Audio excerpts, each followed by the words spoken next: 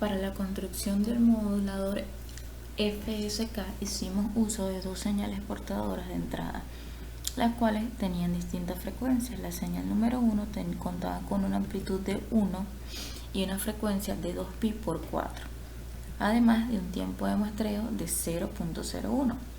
La portadora número 2 contaba igual con una amplitud de 1, pero su frecuencia era de 2pi por 12 y su tiempo de muestreo era de 0.01.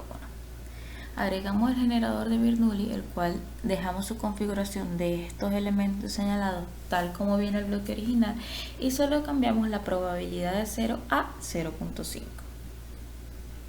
Agregamos un switch que nos ayudaría a realizar el cambio entre ambas señales, donde variaba su frecuencia, y así poder observar cómo se comportaban las señales en el dominio del tiempo. Corremos nuestra simulación y nos vamos al scope y observamos que la señal se comporta tal y como lo dice la teoría.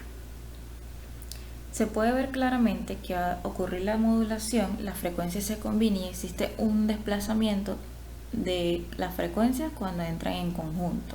Algunas veces se ve más rápida y otras veces se ve más lenta, variando así la frecuencia de la señal modulada. Si vemos las gráficas originales de la teoría, podemos observar que se comportan de forma similar. Ahora, para observar el espectro en el simulador, hicimos uso de muestreadores que discretizaran la señal, el cual solamente se configuró con un tiempo de muestreo de 0.01. Al correr la simulación para ver el espectro de señal,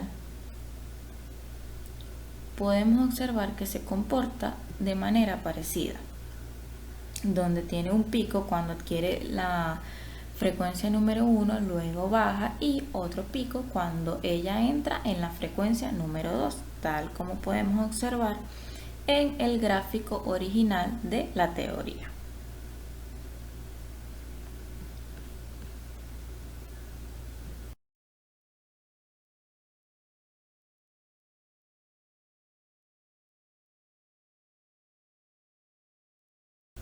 Para el modulador PSK hicimos uso de una señal seno portadora con una amplitud de 1 y una frecuencia de 2pi por 4, además de un tiempo de muestreo de 0.01.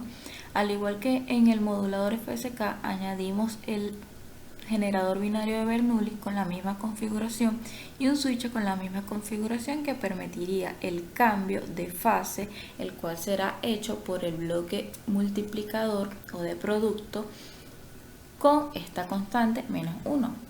Al correr la simulación, podemos ver cómo se comporta en el dominio del tiempo de la siguiente manera. Podemos ver cómo su fase se invierte y al invertirse cómo se eleva, tal como se muestra en estas zonas, cuando cae y cuando vuelve a la normalidad. Esto puede observarse igual que en la teoría. Si nos damos cuenta, se comporta de igual manera, cae, luego eleva y se invierte su fase de la misma forma.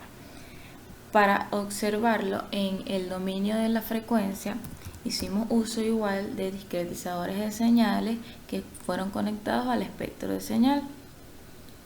Y así observamos la señal modulada PSK en el espectro de señal. Vemos que ocurre un poco de distorsión y se comporta un poco de forma parecida a la teoría cuando